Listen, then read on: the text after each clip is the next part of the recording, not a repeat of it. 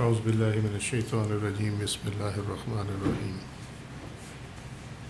سبحان اللہ والحمد للہ ولا الہ الا اللہ واللہ اکبر ولا حول ولا قوة الا باللہ العلی العظیم اللہم صلی علی سیدنا محمد وعلی آل سیدنا محمد وبارک وسلم وصلی علی جمیع الانبیاء والمرسلین۔ السلام علیکم ورحمۃ اللہ وبرکاتہ۔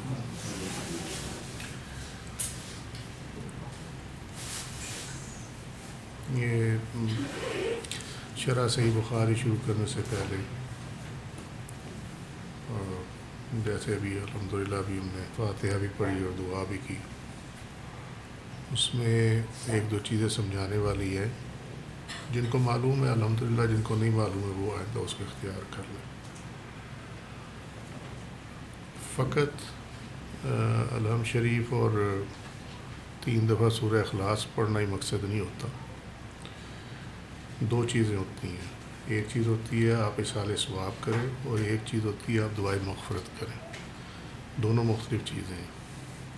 تو یہ جو پڑھا جاتا ہے نا، یہ سورہ فاتحہ، درود شریف، سورہ فاتحہ، 3 مرتبہ سورہ اخلاص اور پھر درود شریف، یہ اصالہ ثواب کے لیے، ٹھیک ہے۔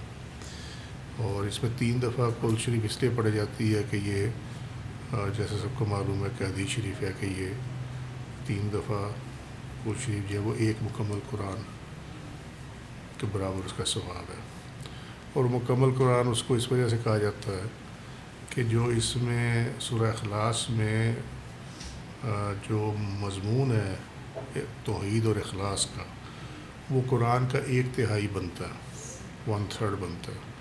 تو اس لیے یہ 3 دفعہ جب پڑھا جاتا ہے تو اس کا ثواب جو ہے وہ ایسے جیسے یہ قرآن شریف پڑھا گیا۔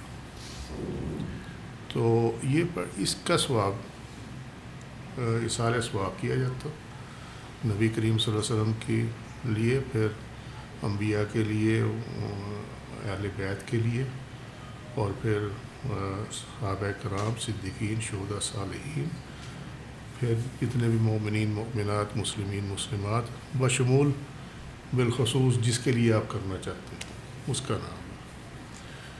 اور جب آپ دعا کریں تو جو بیٹھے ہیں حاضرین مجلس، اس ساتھ میں جب آپ کسی جس طرح بھی وہ خاتون کے لیے ہم نے دعا کی، تو ان کی دعا کے ساتھ اس میں یہ بھی کیا جاتا ہے کہ جتنے حاضرین مجلس ہیں اور جتنے ہمارے متعلقین ہیں، ان کے خاندانوں میں بھی جتنے مرحومین ہیں، ان کو بھی اس کا ثواب عطا فرمائے۔ اس کے بارے میں یہ ہے کہ آپ کوئی اگر یہ سمجھے کہ جی یہ تو اتنا سا پڑھا گیا اور اتنے بندوں کو ثواب، تو وہ اس کے معاملے میں یہ قول مبارک موجود ہے کہ ہر ایک کو اس کا ثواب ملے گا۔ یہ نہیں ہوگا کہ اس کا ٹوٹل ثواب اگر فرض کرے 10 نیکی بنتا ہے، مثال دے رہا ہوں سمجھانے کے لیے، تو وہ 10 جو ہے وہ تقسیم ہو جائے گا، نہیں، ہر ایک کا پورا اس کا جو ثواب ہے وہ سب کو علیحدہ وہ ملے گا۔ آپ پہ مشقت کم کر دی گئی کہ آپ ایک دفعہ اس کو جو بھی آپ پڑھ رہے ہیں اس کو پڑھیں گے۔ تو یہاں تو یہ بات ہوگی، یہ تو آ گیا اصالہ ثواب، اور یہ ہر ایک میں اس طرح ہی ہوگا کہ جیسے ہی آپ کسی بھی چیز کا اصالہ ثواب کریں تو یہ جو پیٹرن ہے اس کو اپنے سامنے رکھیں، ٹھیک ہے۔ سیکنڈلی پھر آ جاتا ہے پورشن دعائے مغفرت کا، ٹھیک ہے۔ میت کو ثواب تو پہنچ گیا، لیکن ثواب کے ساتھ جو ہے نا، اب جب تک اس کی مغفرت نہیں ہوگی تب تک اس کا معاملہ حل نہیں ہوگا۔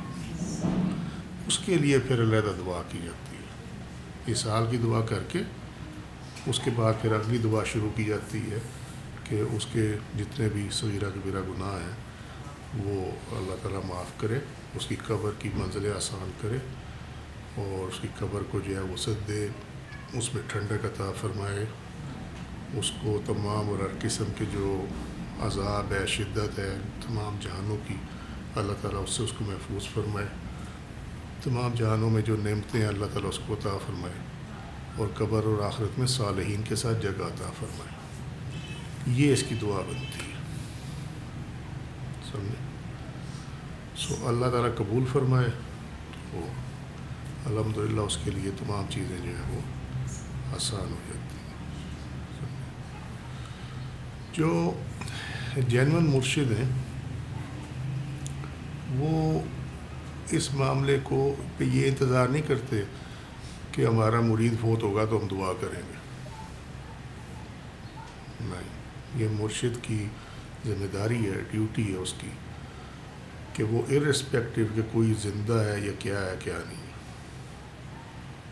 وہ ان کے لیے ان کی زندگی میں بھی یہ دعا جو ہے یہ جاری و ساری رکھے اللہ سبحانہ و تعالیٰ کے حضور. یہ ڈیوٹی ہے، فرض ہے، سمجھے. اس وجہ سے کیونکہ سم ٹائمز یہ ہوتا ہے کہ مرشد کہیں پہ مرید جو ہے وہ 1000 میل دور بیٹھا ہوا، وہ اگر فوت ہو گیا تو اب اگر اس کی اطلاع نہ بھی پہنچے دنیاوی لحاظ سے یا روحانی لحاظ سے، دونوں سائڈوں سے اگر نہ بھی پہنچے، ایون دین مرشد نے اپنا کام کیا ہوگا، سمجھے. تو اس میں بے فکری ہوتی ہے. یہ نہیں ہے کہ پتہ چلے گا تو پھر اس کے بعد ہی دعا ہوگی. سمجھ گئے بات؟ یہ روحانیت کے معاملات ہیں. یہ مرشد کی جو فرائض ہیں ان میں سے ایک یہ فرض ہے. مرشد کی جو پریورٹی ہے، اس کی جو سیکنڈری اس کا جو کنسرن ہے وہ آخرت ہے. مرید کی آخرت ہے اس کا پرائمری کنسرن. سیکنڈری کنسرن جو ہے وہ دنیا داری ہے، سمجھے. اور سیکنڈری کنسرن میں بھی جو پہلا نمبر ہے وہ ہے تحصیل علوم، یعنی علم ٹرانسفر کرنا. اب اس میں پھر جو اس کو سمجھنے کی کرے گا یا حاصل کرنے کی کرے گا وہی پائے گا. ٹھیک ہے. اور پھر اس کے بعد آ جاتے ہیں دنیاوی معاملات اور یہ تمام چیزیں جو یہ ہوتی ہیں. سو اس کو اچھی طرح ذہن میں رکھ لو، جب کبھی بھی ایسا موقع آئے تو جو فاتحہ ہے اور جو دعا ہے وہ اس طرح کرنی ہے. ٹھیک ہے. کچھ لوگ جو ہیں وہ سورہ الحشر کی آیت جو ہے وہ پڑھ لیتے ہیں دعا کے طور پہ. وہ ٹھیک ہے، آیت ہے الحمدللہ، لیکن اگر آپ سمجھ کے کریں تو یہ زیادہ بہتر ہے. ٹھیک ہے. آپ کو تسلی ہوتی ہے کہ میں نے مرحوم یا مرحومہ کے لیے کیا مانگا ہے اللہ سے، بس اس میں اتنی سی بات ہے. ٹھیک ہے. اللہ سبحانہ تعالیٰ بخشش و مغفرت فرمائے، اور جتنے بھی یہاں ہیں ان کے جتنے مرحومین ہیں اللہ تعالیٰ سب کی بخشش و مغفرت فرمائے. کیونکہ جس کی آخرت خراب ہوگی نا اس کا سب کچھ ہی خراب ہوگا. دنیا چاہے کتنی بھی اچھی گزرے، اختیار، اقتدار، دولت کی ریل پیل اس میں گزرے، لیکن اگر اس کی آخرت خراب ہے نا تو یہ سارا خسارے کا سودا. اور اس میں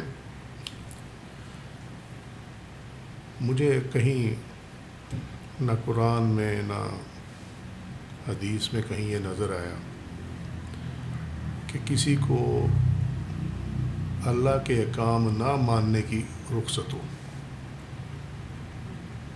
چاہے وہ نبی ہے، چاہے ولی ہے، چاہے کوئی بھی ہے، چاہے ان کی اولادیں.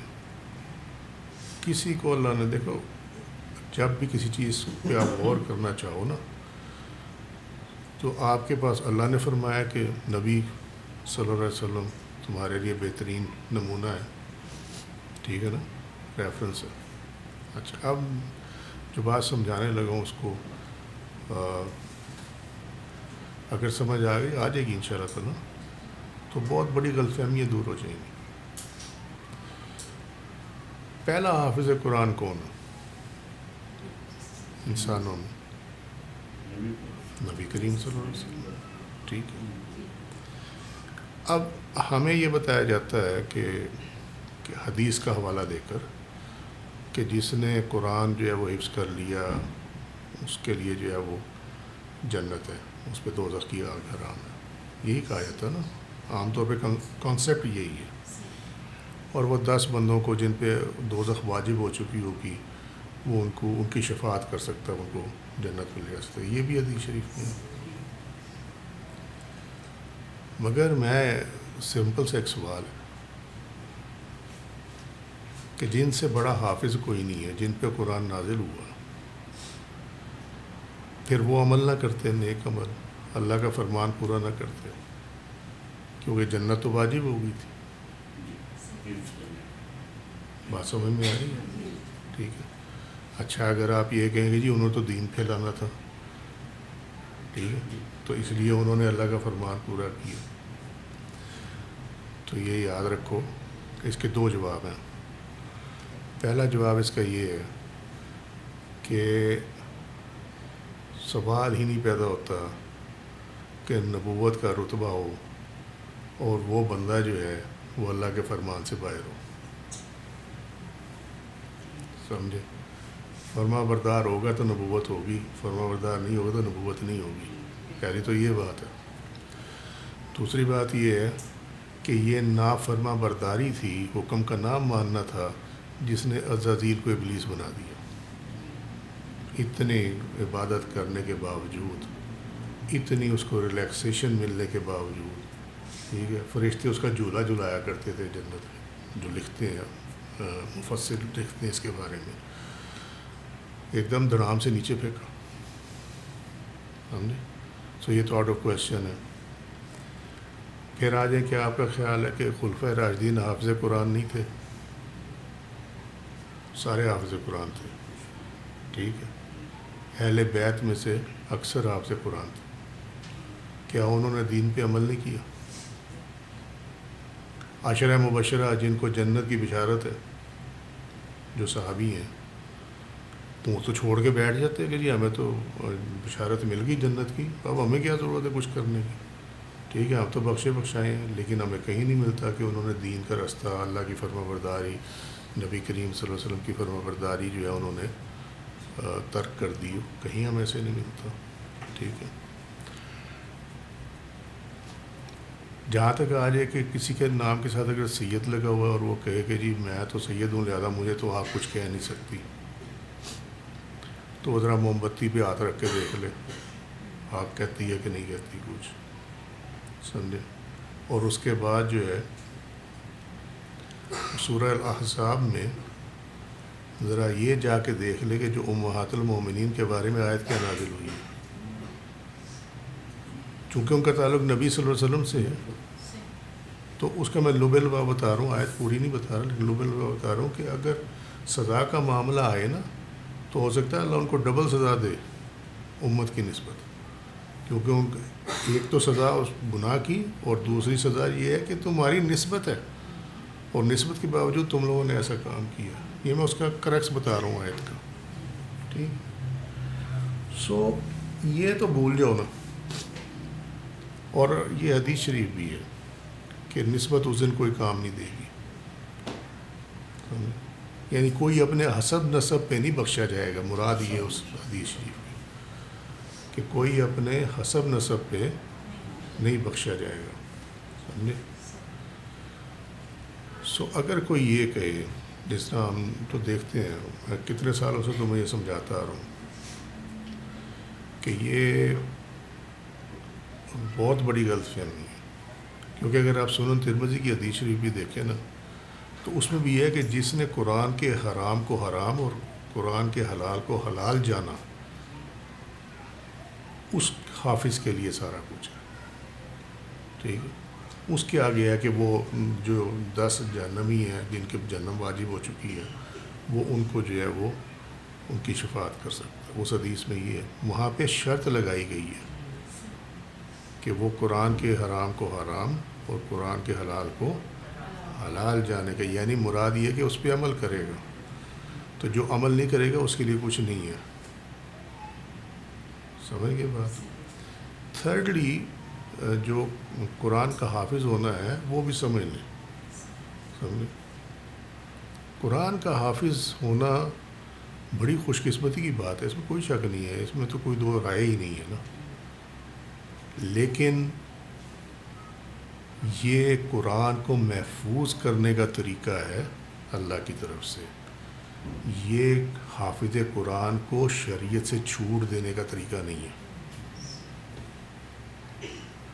اگر حفظ میں اللہ مدد کرتا ہے اور کوئی بچہ جو ہے وہ حفظ کرتا ہے قرآن کو، ٹھیک ہے. تو اللہ نے دراصل اپنے کلام کو اس کے سینے میں محفوظ کر دیا تاکہ کل کو اگر یہ دنیاوی قوتیں اپنا کوئی زور لگائیں، کوئی ایسا وقت آ جائے، اور جیسے ہوا ہے، ٹھیک ہے، تو حفاظ نے پورا قرآن دوبارہ لکھوا دیا. ٹھیک ہے. اس کا پیورلی مقصد یہ ہے، سمجھے.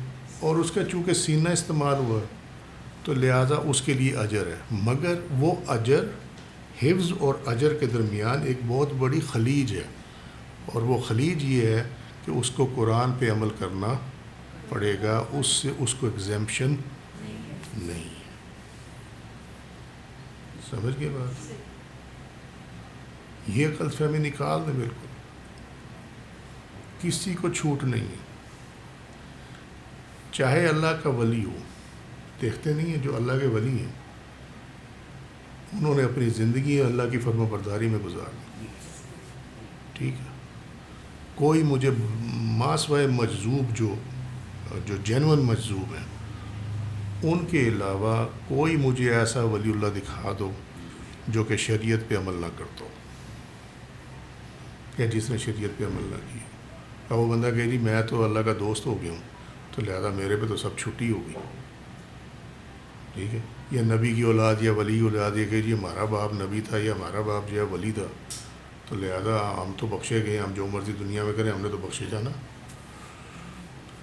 تو وہ یہ چیزیں جو ہے یہ چلنے والی نہیں ہے. یہ بڑی غلط فہمی ہے لوگوں کو، سمجھے. اور اسی طریقے سے وہ مثال دیکھ لو جو کہ قرآن میں دی گئی ہے. حضرت نوح علیہ السلام کی بیوی اور حضرت لوط علیہ السلام کی بیوی، نبی کی بیوی ہونے کے باوجود دونوں کو کفار کے ساتھ رکھا. ٹھیک ہے. جزا اور سزا میں. ٹھیک ہے. مگر ساتھ ہی مثال کس کی دی؟ ساتھ مثال دی بی بی آسیہ کی. فرعون کے گھر میں ہونے کے باوجود جنتی ہے. ٹھیک. وجہ وہاں اللہ کی نافرمان برداری تھی، نبی کے ساتھ بے وفائی تھی. ٹھیک ہے. کیونکہ وہ ان کے جو مخبری کرتے تھے نا، جا کے کفار کو بتاتی تھی وہ خواتین جو تھیں دونوں، تو وہاں پہ جو نسبت ان کو اللہ نے عطا کی تھی، ایک تو انہوں نے اللہ کی نافرمان برداری کی، دوسرے نبی کے ساتھ انہوں نے بے وفائی کی. ٹھیک ہے. بی بی آسیہ کا کیس کیا ہے؟ بی بی آسیہ کا کیس یہ ہے کہ انہوں نے اللہ کی فرما برداری کی اور اللہ کے نبی کو سپورٹ کیا انہوں نے.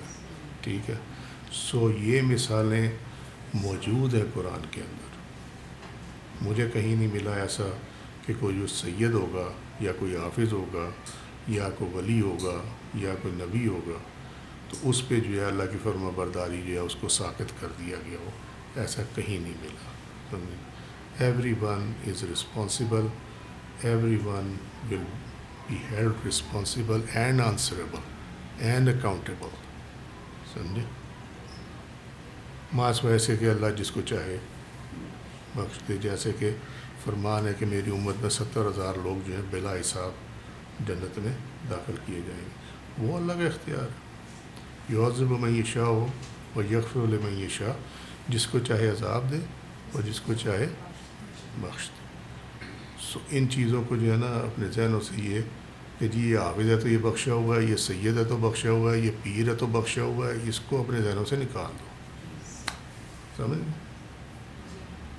بس ٹھیک ہے یا نہیں ٹھیک ہے. سو باقی جہاں تک ہے وہ 10 بندوں کو لے کے جانے والا معاملہ جو ہے، اس حدیث پہ بڑے اعتراضات ہیں سند کے حوالے سے. اور میں نے پچھلے دنوں اس کو چیک کیا کہ مجھ سے نا یہ ہضم نہیں ہوتی چیزیں.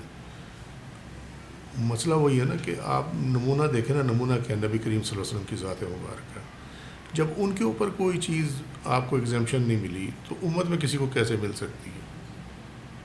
محاسبہ ہے کہ اللہ تعالیٰ جس طرح روزوں میں ہے کہ اس کو رخصت دے دی مسافر کو اور اس کو مریض کو، وہ ایگزیمپشن علیحدہ ہے. لیکن کہیں یہ تو نہیں ٹوٹل ایگزیمپشن مل جائے، یا کہیں نبی کریم صلی اللہ علیہ وسلم کو معاذ اللہ استغفر اللہ استغفر اللہ استغفر اللہ کو ظلم کی اجازت دے دی ہو، کچھ ایسا کر دی ہو. کچھ نہیں ہے اس کے اندر. تو وہ کوئی بھی حدیث جو حافظ کے اس متعلق ہے نا، یہ جو بخشنے والا اور بخشوانے والا، اس کی کسی کی سند صحیح نہیں ہے، اس کی سند میں ضعف ہے. ٹھیک ہے، یہ ایک ٹیکنیکل ایشو ہے جو حدیث کے معاملے میں ہے. سو باٹم لائن یہ ہے کہ حفظ جو ہے وہ صرف قرآن کی حفاظت کا ذریعہ ہے. یہ آپ کو اللہ اور اس کے رسول کے احکامات سے آپ کو کوئی استثناء نہیں دیتا. ٹھیک ہے، یہ نہیں ہو سکتا کہ جو اس کے اعمال کتنے برے ہو وہ حافظ ہو. اول تو میں اسے بتا دیتا ہوں، اگر برے اعمال ہو حفظ رہتا ہی نہیں ہے. حفظ جو ہے نا وہ ختم ہونا شروع ہو جاتا ہے، گریجولی ہوتا ہے، ایک دم سے نہیں ہوتا، گریجولی ہو جاتا ہے. سمجھے؟ سمجھ میں آئی بات؟ تمہیں یاد ہو اگر 10-15 سال پہلے تمہیں واقعہ سنایا تھا، میں ریپیٹ کرتا ہوں جسے نہیں سنا. بصرہ کے ایک قاری صاحب تھے، حافظ تھے، بچوں کو قرآن پڑھایا کرتے تھے. تو ان بچوں میں ایک بہت خوبصورت بچہ بھی تھا. تو وہ حافظ صاحب کی نیت خراب ہو گئی اس بچے پہ. تو جب نیت خراب ہوئی تو قرآن جو ہے وہ سینے سے اٹھ گیا. غلطی کا احساس ہوا، بڑی معافی مانگی، بہت روئے بیٹے، نہیں قرآن واپس نہ آیا. آخر ایک صاحب نظر کے پاس گئے. تو انہوں نے کہا کہ یہ کام میں بھی نہیں کر سکتا، لیکن میں طریقہ بتا دیتا ہوں اس کا. انہوں نے کہا کیا طریقہ؟ کہنے لگے عصر کی نماز ہوگی نا بصرہ کی مسجد میں بڑی والی میں، تو وہاں نماز عصر کی پڑھنا جا کے. اس کے بعد جب سارے چلے جائیں گے تو ایک شخص ہوگا جو کہ گنبد کے قریب، وہ جو ممبر کے قریب، وہ وہیں بیٹھے رہیں گے. سارے چلے جائیں گے، وہ ایک بیٹھے ہوں گے، ان سے جا کے عرض کرنا، تو امید ہے کہ تمہارا یہ کام ہو جائے گا. وہ چلے گئے اور اس طرح ہی ہوا. وہ سب لوگ چلے گئے، لیکن ممبر کے قریب ایک صاحب تھے جو انہوں نے اپنی چادر لی ہوئی تھی، وہ بیٹھے ہوئے تھے. انہوں نے جا کے ان سے سلام عرض کیا یہ میرا مسئلہ. تو انہوں نے نظر فرمائی، دعا فرمائی، اللہ نے قرآن اٹھا دیا. انہوں نے پوچھا کہ یہ آپ ہیں کون؟ انہوں نے کہا مجھے حسن بصری کہتے ہیں. سو یہ ہوتا ہے، یہ مثال ہے. سمجھے؟ میں تمہیں کتنے سالوں سے سمجھاتا آ رہا ہوں، وہ یہ حافظ کے اس پہ چکر میں مت رہنا کبھی بھی. ٹھیک ہے؟ اسی طرح سید کا تمہیں ہمیشہ کہتا ہوں، اسی طریقے سے تمہیں پیروں کا ہمیشہ کہتا ہوں.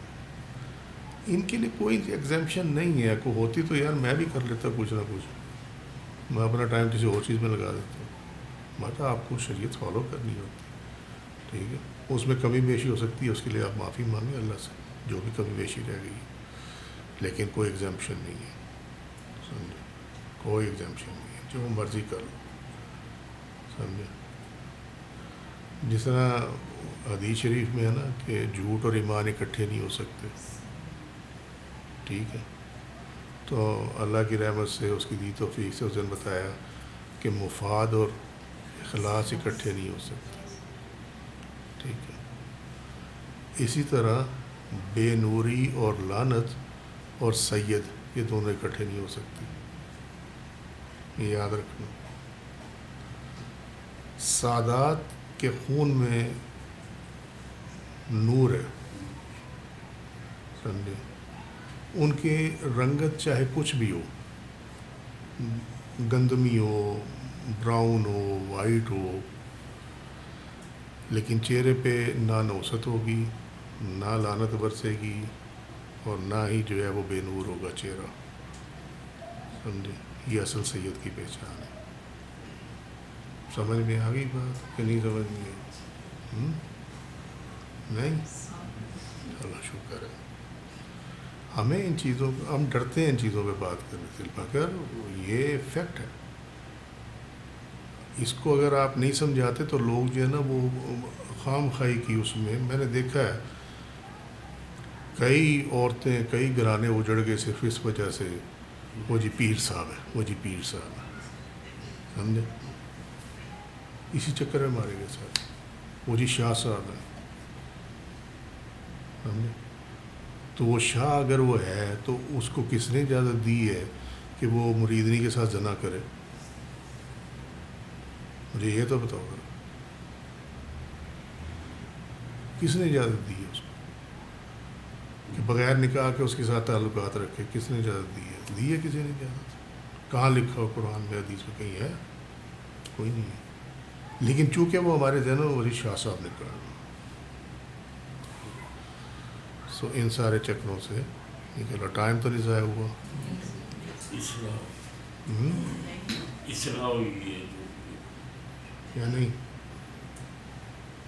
ہر امور میں جو آپ نے بتائیں اس میں اصلاح ہوئی ہے, جو کانسیپٹ میں کلیئرنس نہیں تھی وہ بالکل سیدھی یہ بالکل کام غلط ہے, سمجھے.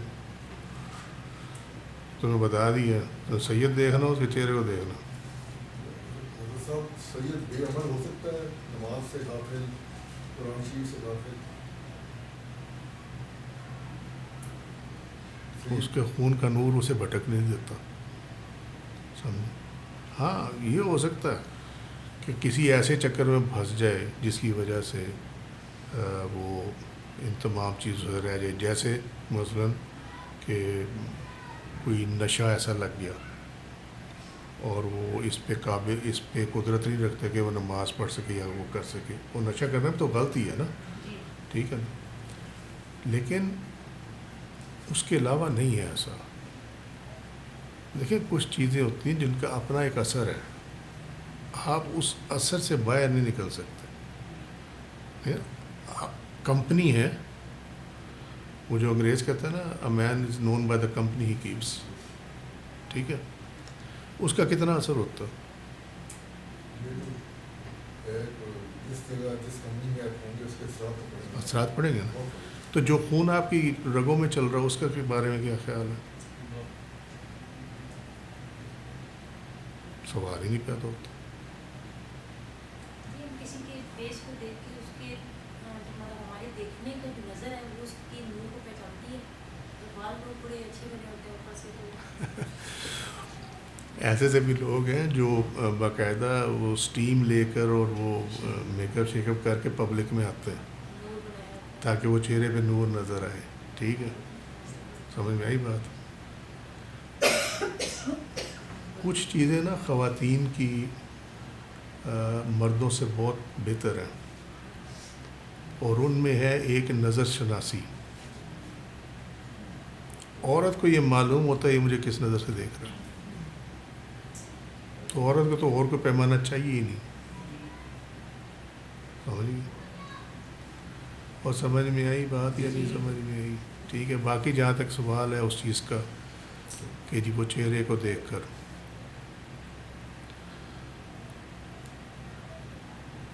یہ جب آپ کسی سید کو دیکھیں گے نا تو اس کی گواہی آپ کا دل دے گا, آپ کی آنکھیں نہیں دیں گی.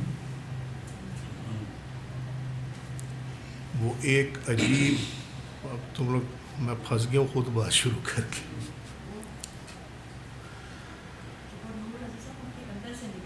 ہاں, اگر آپ کی نیت ٹھیک ہے, اس میں لازم چیز یہ ہے کہ آپ کی نیت ٹھیک ہو. ٹھیک ہے, اگر نیت ٹھیک نہیں پھر نہیں. نیت ٹھیک ہے تو اس کو دیکھ کر دل میں ٹھنڈک محسوس ہوگی, ایک عجیب سا سکون محسوس ہوگا. یہ اس کا خاصہ ہے کیونکہ وہ آل نبی ہے صلی اللہ علیہ وسلم. وہ کوئی چھین نہیں سکتا سید سے جب تک دینے والا نہ چھین لے. وہ ایک علیحدہ بات سمجھ گئے. سو یہ نہیں ہو سکتا. ہاں بھٹک سکتے ہیں, ٹھیک ہے, لیکن یہ نہیں ہوگا کہ وہ واپس اپنی جگہ پہ نہ آئے. یہ نہیں ہو سکتا. وقتی طور پہ بھٹک سکتے ہیں, لیکن اللہ تعالیٰ اس خون کی وجہ سے اس کو مکمل طور پر بھٹکنے سے محفوظ رکھتا ہے. ٹھیک ہے. سالوں کی نسبت اور اب یہاں بیٹھنے سے پہلے بات کی زندگی میں فرق نظر آتا ہے کہ اب محسوس ہوتے ہیں چیزیں, لیکن یہ بھی بڑا فرق پڑتا ہے نا اس چیز کا بھی کہ صحبت اپنی اپنی پیورٹی اپنی نیت جو اپنے بات کی اس سے دوسرے بندے کا پتہ چلتا جاتا ہے. لیکن سم ٹائم بندہ اپنے آپ کیا پتہ بندہ ٹھیک ہو اور ہم فیلنگ آتی. نہیں یہ اپنی نیت ہے.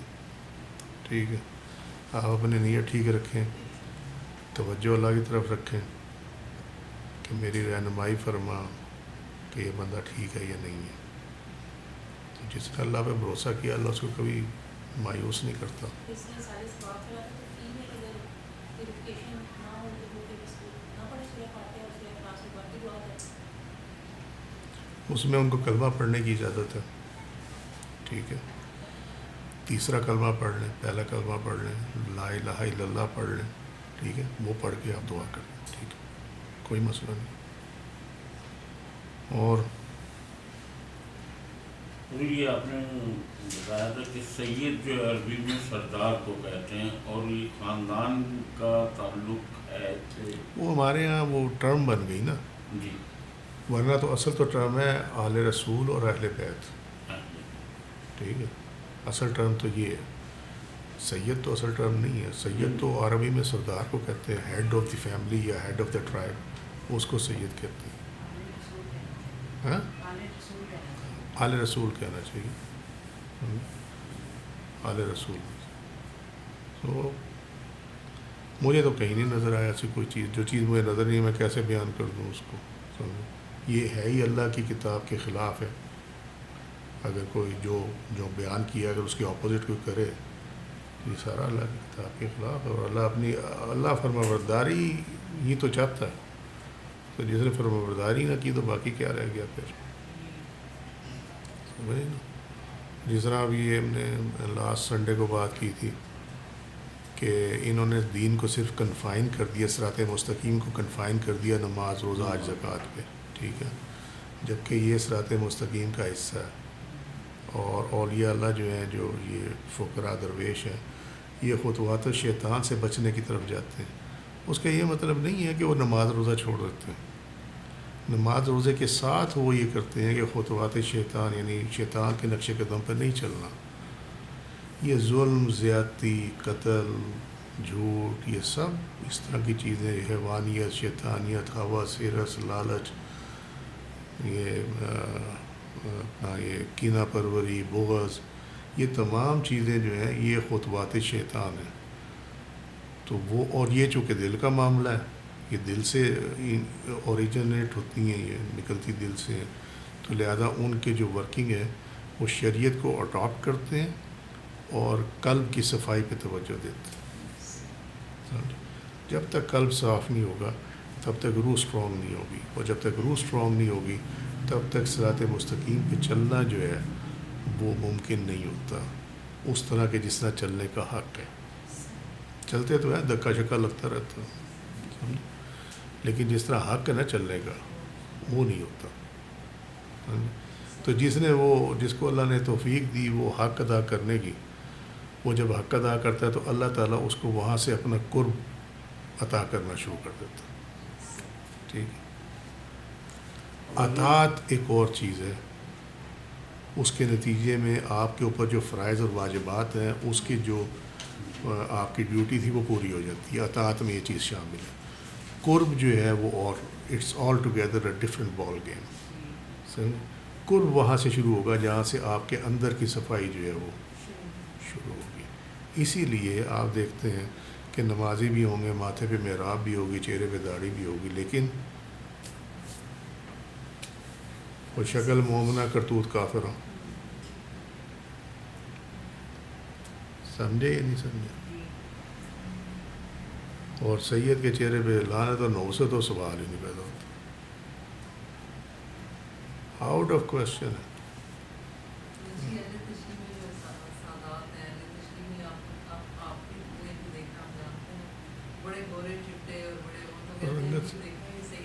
نہ رنگت سے کوئی نہیں فرق پڑتا. نور کی چمک علیحدہ ہی ہے, چاہے اسکن کا کوئی بھی کلر ہو,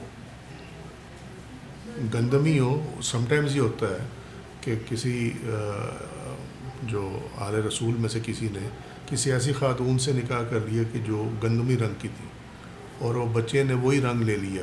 اب وہ نسب تو آل رسول کا ہے، انتہا ہے۔ ٹھیک ہے، لیکن رنگت جو ہے وہ ماں کی طرف سے آ گئی ہے. سو رنگت کوئی بھی ہو اس سے فرق نہیں پڑتا. اور اگر گورا رنگ ہی اس کی بنیاد ہوتی سادات کی، تو پھر گوروں سے بڑا کوئی سید نہ ہوتا. سمجھے؟ ان سے بڑا کون سید ہوتا؟ سمجھ میں آئی بات. اور اگلی بات یہ ہے کہ امام طبرانی نے اس کو کوٹ کیا ہے، اس حدیث کو، کہ جس نے میری سنت پر عمل کیا وہ میری اولاد ہے. سمجھے؟ تو آپ یہ دیکھ لو کہ آپ صلی اللہ علیہ وسلم کے اس فرمان مبارک کے بعد چاہے کوئی آل رسول میں سے حسباً نسباً نہ بھی ہو، لیکن جب وہ سنت پہ عمل کرے گا تو اس کا چہرہ پر نور ہوگا.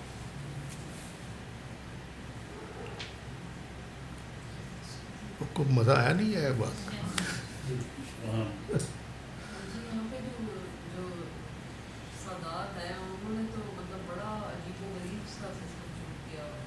کیا مجالس میں بھی عجیب و غریب سا اتنا دکھاوا، اتنا زیادہ مطلب بڑے سے بڑے عالم کو بلانے، جو لاکھوں روپیہ لے مجلس پڑھنے کا. اس کے بعد جو لنگر ہے وہ بھی بوفے لگے ہوں گے، نیچے دسترخوان نہیں ہوگا، بوفے لگے ہوں گے، اور وہ بھی بڑے بڑے کی گاڑیوں کی لائنیں لگی ہوں گی. سورہ یاسین ماشاءاللہ پڑھتے ہیں، اکثر لوگ پڑھتے ہیں، ٹھیک ہے.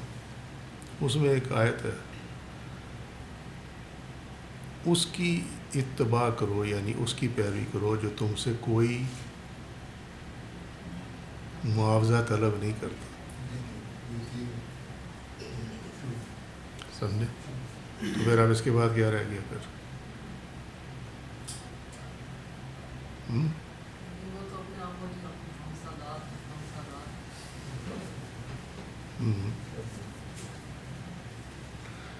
پھر لوگوں نے اصلی سادات نہیں دیکھی. بات یہ ہے. جو اگر کوئی یہ بات کرتا ہے نا تو پھر اس نے اصلی سادات نہیں دیکھی. اصلی سادات اپنا حسب نسب جو ہے نا بلا وجہ ظاہر نہیں کرتے. سمجھے؟ کیوں نہیں ظاہر کرتے؟ ابھی کوئی شرم والی بات ہے؟ نہیں، شرم والی بات نہیں. اس میں اس کی وجہ یہ ہوتی ہے کہ وہ یہ چاہتے ہیں کہ یہ نہ ہو کہیں لوگ اللہ کو بھول جائیں اور ہمارے چکر میں پڑ جائیں. کتنی بڑی چیز ہے. یہاں لوگ کیا کرتے ہیں؟ وہ کہتے ہیں ہم فلانے ہیں، ہم ڈمکانے ہیں، تو ہمارے چکر میں پڑ جاؤ. لوگوں کو اپنے چکر میں ڈال کے نا ان کو اللہ کی طرف سے غافل کر دیتے ہیں. یس. اب وہ حضور ہم نے تو اس صورتحال میں یہ جو معاشرے میں ہے کہ یہ خاص فرقہ اس نے اپنے آپ کو سید متعارف کرا کے وہ امیج جو ہے نا اس میں ڈال.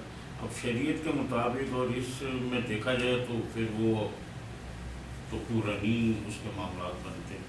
اب اس لیے اگر آدمی جو ہے وہ گمراہی بھی جو جتنا یہ اللہ کی رحمت سے بیان کیا اس میں سارے جواب جی موجود ہاں. ہیں. سمجھے؟ کسی کو مت صحیح مسلم کی حدیث شریف ہے کہ اس دن جو ہے کوئی نسبت یا حسب نسب جو ہے وہ کام نہیں آئے گا. سمجھے؟ تو کیوں فرمایا گیا؟ اس لیے کہ کہیں یہ نہ ہو کہ تم اپنے حسب نسب کو بنیاد بنا کر اللہ کی فرما برداری چھوڑ دو. جس طرح نبی کریم صلی اللہ علیہ وسلم نے جو فرمایا نا کہ فیصلہ تو ہو چکا ہے کس نے جنت میں جانا کس نے جنت میں جانا. تو صحابہ کرام نے عرض کی کہ یا رسول اللہ صلی اللہ علیہ وسلم پھر ہم نیک کام کرنا چھوڑ دیں، کوئی حج تو نہیں اس میں؟ آپ صلی اللہ علیہ وسلم نہیں، وہ کرتے رہو. اس لیے کہ جس کا جو انجام ہے اس کے لیے وہ کام آسان ہے. یہ اس حدیث کا لب لباب ہے. ٹھیک ہے؟ تو لہٰذا تم نیک کام کرنا مت چھوڑو، ورنہ پھر آپ صلی اللہ علیہ وسلم وہاں فرما دیتے کہ ٹھیک ہے چھوڑ دو، تمہاری تو بخشش ہو گئی، میں کیا مسئلہ. سمجھ میں آئی بات یا نہیں سمجھ میں آئی؟ آج صحیح بخاری کا درس تو اس طرح ہی رہ گیا بیچ میں.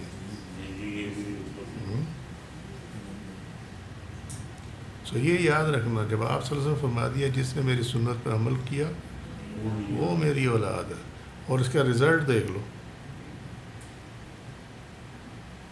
جس نے اخلاص کے ساتھ آپ صلی اللہ علیہ وسلم کی سنت پہ عمل کیا اللہ اس کے چہرے کو پر نور بنا دیتا. تو جو عمل سے جس کے چہرے پہ اللہ نور دے دے تو جس کے خون میں اس کا کیا بنے گا؟ ٹھیک ہے، تو اس چکر میں مت پڑھنا. یہ دو ڈیفرنٹ چیزیں ہیں. پتہ نہیں آج اللہ کو کیا منظور تھا. میں تو اس میں آیا تھا کہ یہ آج صحیح بخاری کتاب البیوع جو ہے اس کا کافی ہم اس کو مکمل کر لیں گے، لیکن چلو اللہ کو جو منظور ہے وہی ہوتا. اور اس سلسلے میں کوئی بات ہے پوچھنے والی تو پوچھ لو، پھر اٹھتے ہیں. بعض حضرات جو ہیں وہ مطلب بڑا اپنے آپ کو بنا کے رکھتے ہیں کہ لوگ میرے پاؤں آ کے چھوئے، لوگ پاؤں کو ہاتھ لگاتے ہیں کہ سید ہے، کچھ لوگوں کو پاؤں کو ہاتھ لگاتے ہیں، سجدے بھی کرتے ہیں. یہ تکبر ہے. تکبر معاف نہیں ہے. جب تک اللہ سے معافی مانگ کے اپنے آپ کو سدھار نہ لیا جائے تو اللہ تعالیٰ معاف فرمانے والا ہے. یہ تکبر میں آتا ہے.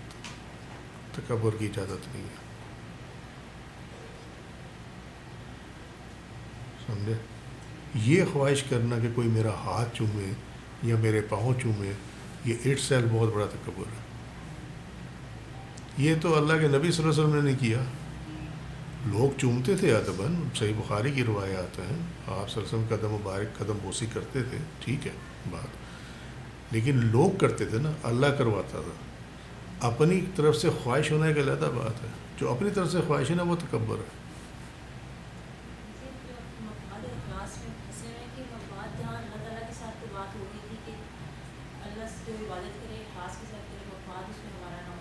لیکن جو بندوں کے ساتھ تعلق ہے اس میں ہر کوئی اب مفاد پرستی لگ رہا ہے، تو کوئی بندہ کہتا ہے کہ اس کے ساتھ کیسے چلے، کیا کرے. دیکھو پہلی تو بات یہ ہے، اور یہ سوال بڑا اعلیٰ ہے، مطلب اس میں کوئی شک نہیں ہے. It's a very pertinent question. اور یہ اچھا کیا کر لیا، کیونکہ میری اپنی بھی نیت تھی کہ اللہ نے توفیق دی تو میں اس کو، یہ جو مفاد اور اخلاص ہے نا، اس کو میں تھوڑا ایکسپلین کروں گا. یہ بہت ضروری ہے. سیڑھیاں کہاں سے دھلتی ہیں؟ اوپر سے. نیچے سے کبھی نہیں ہو. اوپر سے آپ دھوتے ہوئے نیچے آتے ہیں، ایسے ہی ہے نا. سو انسان اور مسلمان کی زندگی میں پہلی چیز کیا ہے؟ ایمان. ٹھیک ہے.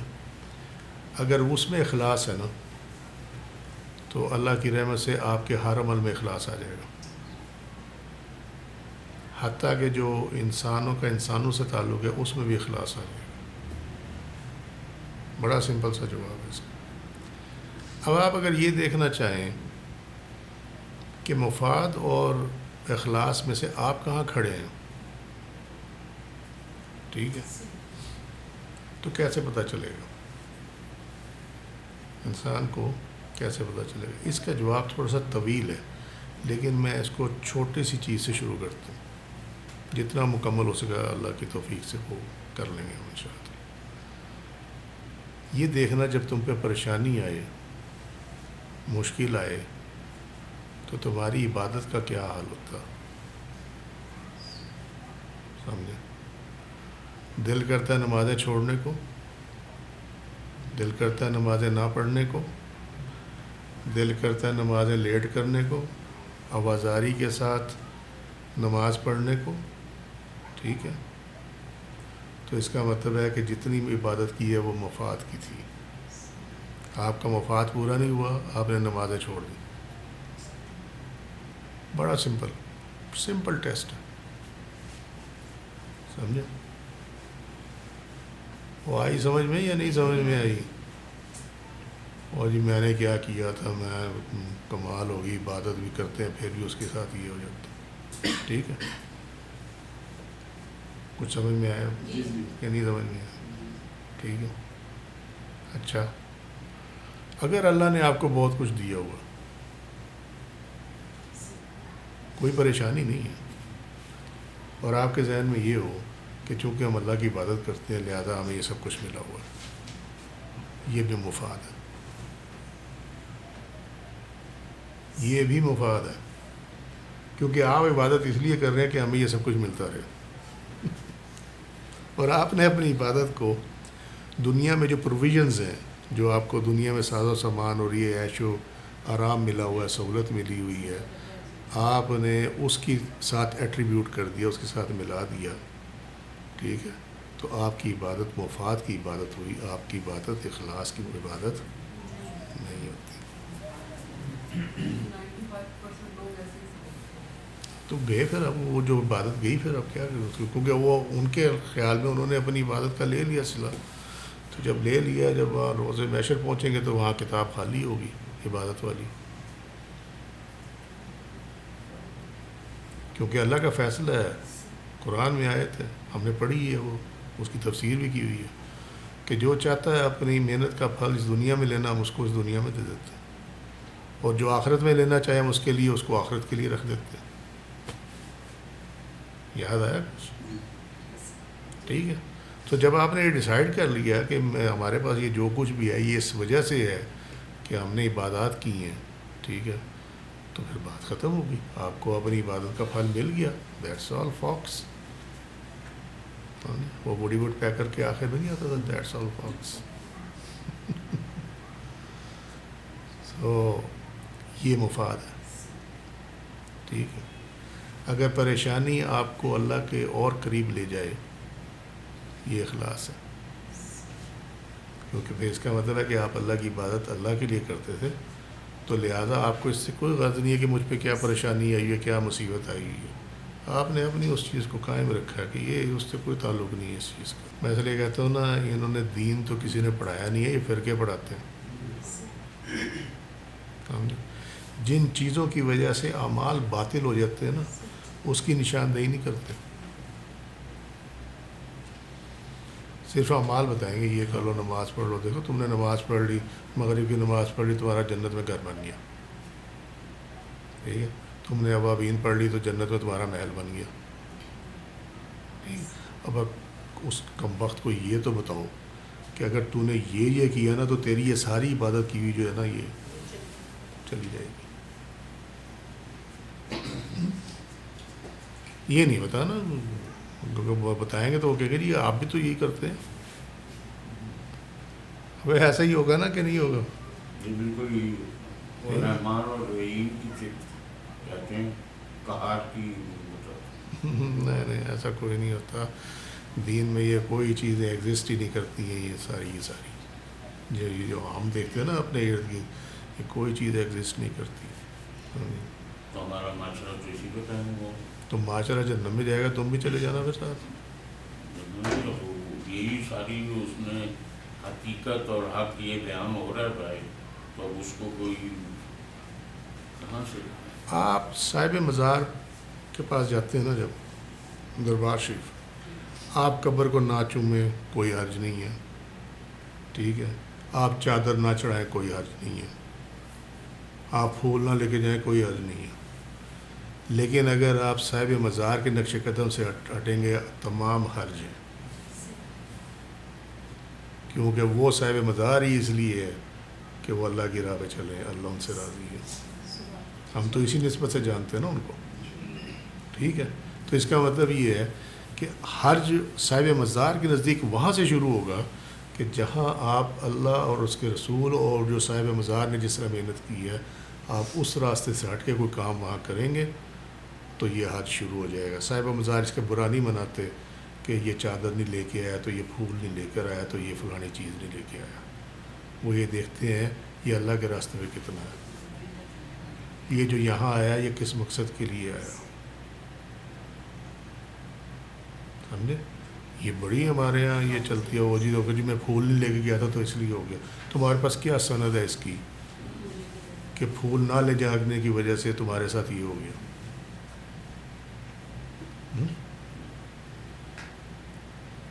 سمجھے؟ وہ جی میں نے دھوتی نہیں پہنی تھی اس لیے مجھے بند کر دیا.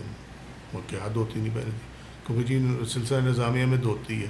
بھائی دھوتی ہے تو وہ پہننا مستحب ہے، باعث عذاب نہیں ہے اس کو چھوڑنا. یہ سب اصل میں تم لوگ شاید سمجھتے ہو، تم لوگ مجھے جو پرانے جاننے والے سمجھتے ہو یہ پتہ نہیں حضرت صاحب آج یہ باتیں کر رہے ہیں تو اس ٹائم کیا تھا، یہ کیا تھا. وہ بابا جب ہمارے اس جگہ پہ اللہ تعالیٰ کسی کو بٹھاتا ہے نا، جب ہدایت ہوتی ہے تو پتہ نہیں کتنا جہان پھر کے جو ہے نا اس کے بعد بٹھایا جاتا ہے. اس کے بعد بھی کسی کسی کو نصیب ہوتا ہے، ہر کسی کو نصیب نہیں ہوتا۔ ہم نے اپنی آنکھوں سے دیکھی ہوئی ہیں چیزیں، ہم نے اپنی آنکھوں سے یہ دیکھا ہوا ہے، او جی یہ پیر صاحب کا لگا ہوا سگریٹ ہے، پی لو سارا آپ کو مل جائے گا۔ وہ جناب وہ لوگ پاگل ہوئے ہوئے ہیں، وہ ٹوٹا اٹھاؤ جی طرح جو سگریٹ پھینکا ہے۔ اب تو حضرت کے تو اول تو بات یہ ہے کہ وہ جو حضرت نے سگریٹ پیا اس کے بعد اگر وہ کچھ پڑھ بھی رہا تو سارا ضائع ہو گیا، کیونکہ اس کی اسمیل کی وجہ سے جو اس نے پڑھائی کی ہے نا وہ تو گئی، سمجھے؟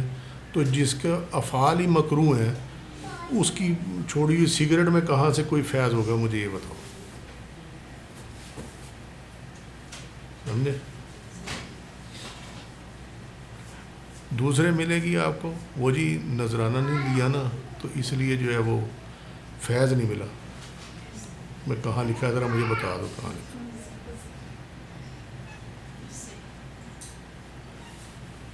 جسٹ کوٹ میں ون حدیث کہ اگر آپ نذرانہ نہ دیں تو آپ کو فیض نہیں ملے گا، فیض اللہ نے دینا، ٹھیک ہے؟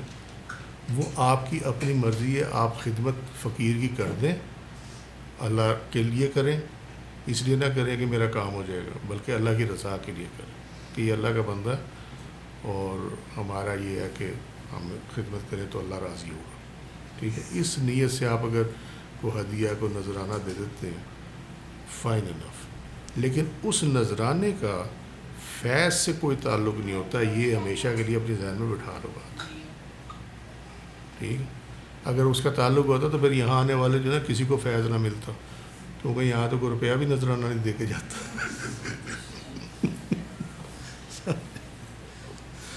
پھر یہاں کسی کو نہ ملتا فیض، ہاتھ کنگن کو آرسی کیا،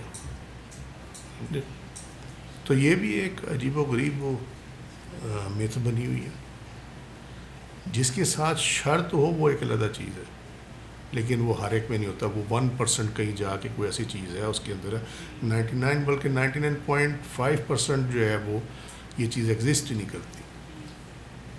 جیسے حدیث میں آپ کو ملے گا وہ کہ جی ٹھیک ہے ہم سورہ فاتحہ پڑھ کے دم کر دیتے ہیں تو میں تو جی اتنی ضرورت لوں گا، یہ پہلے انہوں نے بیان کر دیا، بات ختم ہوگی، ٹھیک ہے؟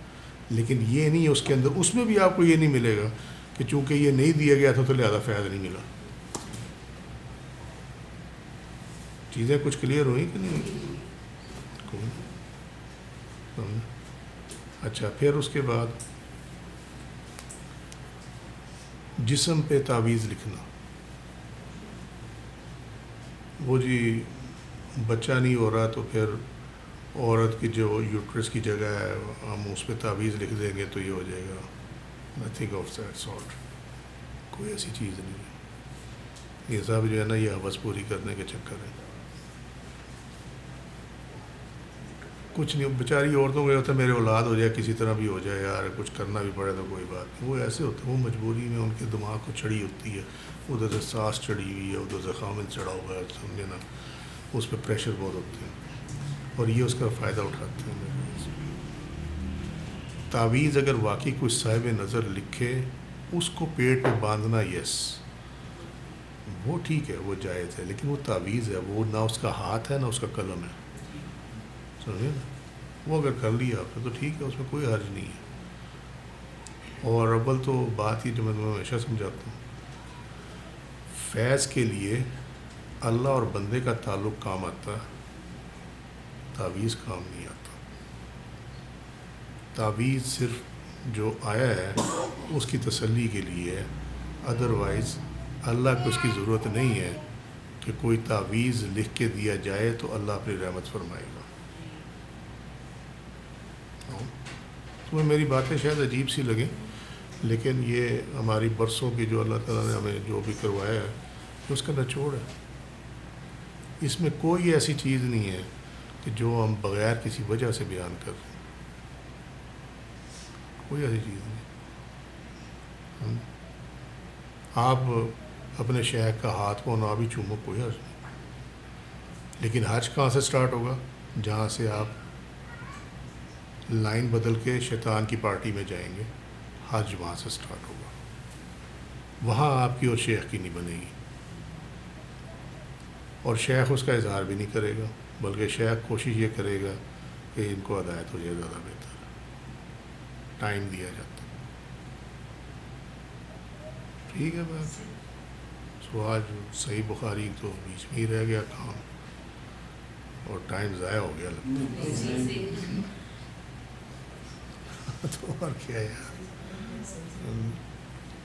سو اس چیز کو اللہ تعالیٰ کی رضا اور خوشنودی ایک ہے یا پھر رضا اللہ ایک کی ہی چیز خوشنودی ہے، ایک ہی چیز ہے، ایک ہی چیز ہے۔ جو امپورٹنٹ چیزیں سمجھنے والی وہ یہ ہے کہ ضروری نہیں ہے کہ آپ دل میں کہیں یا زبان سے کہیں، ٹھیک ہے، یور ایکشن اسپیکس لاؤڈلی، آپ جو کر رہے ہیں اس کے پیچھے جو آپ کی نیت ہے، آپ اس کو چاہے دل میں نہ بھی لائیں، لیکن اس کے پیچھے جو آپ کی نیت ہے نا، بس وہی کاؤنٹ ہوگی، دیٹس اٹ، ٹھیک ہے۔ آپ کہیں وہ میں بھول گئی کہنا کہ یہ یا اللہ یہ تیرے لیے تھا، کوئی ضروری نہیں ہے۔ جب آپ نے کام کیا اور آپ اس کی آن دا بیک آف اٹ آپ کی یہ ہے کہ میں نے یہ اللہ کے لیے، ٹھیک ہے، اس میں میرا کوئی مطلب نہیں ہے، بات کرتا ہوں۔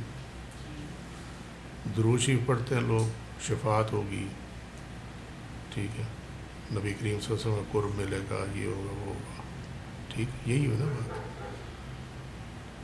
مفاد والا نہیں چلے گا، اخلاص والا چلے گا، مفاد والا نہیں چلے گا۔ مفاد والے میں جو ثواب بنتا ہے آپ کو مل جائے گا، قرب نہیں ملے گا۔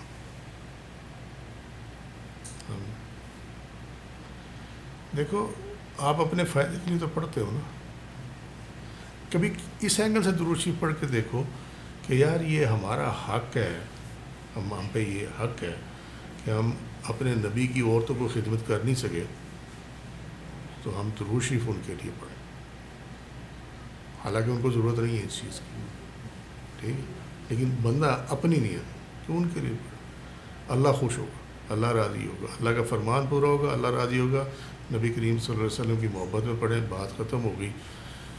نہ یہ سوچیں کہ جی وہ 10 گنا اس کا ثواب ملے گا، تو نہ یہ کہ مجھے جنت ملے گی تو نہ ملے گی۔ یہ قرب وہاں سے شروع ہوتا ہے جہاں سے اخلاص شروع ہوتا ہے، اخلاص کے بغیر قرب نہیں ہے، سمجھے۔ اسی لیے جو عامل ہیں، عملیات والے ہیں، ان کو قرب الہی نہیں ملتا،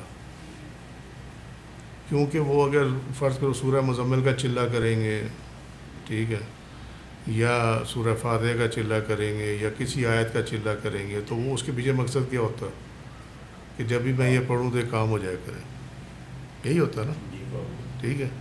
سو اس میں مفاد ہے، یہ مفاد ہے، حالانکہ پڑھ وہ قرآن رہے ہیں۔ یہ اثر ہوتا ہے کہ غلط کام بھی کر رہے ہیں، دوسری طرف گناہ کبیرہ بھی کر رہے ہو، پھر یہ عامل کا یہ اثر کام کرتا ہے۔ نہیں میں آتا ہوں ادھر۔ سو یہ مفاد ہے، تو مفاد جہاں مفاد ہے وہاں پہ اخلاص نہیں ہے، اور جہاں اخلاص نہیں وہاں قرب نہیں ہے، لہٰذا یہ ولایت کی سیڑھی نہیں چڑھ سکتے،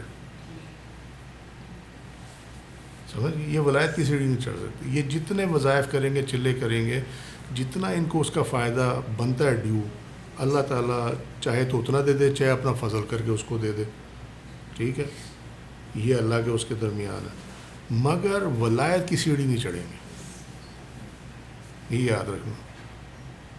کوئی ہوگا جو 5 وقت کا نمازی ہوگا، شریعت کا پابند ہوگا، تعویذ وغیرہ یا دعا کا وہ اپنا کر دیں گے، اپنا کوئی دم وغیرہ کر دیں گے، ٹھیک ہے، تو یہ ہو سکتا ہے، اور اس میں شفا بھی ہوگی، یہ بھی ہو سکتا ہے، لیکن کیا وہ صاحب جو ہے صاحب ولایت ہوں گے؟ یہ ہر کیس میں نہیں ہو سکتا،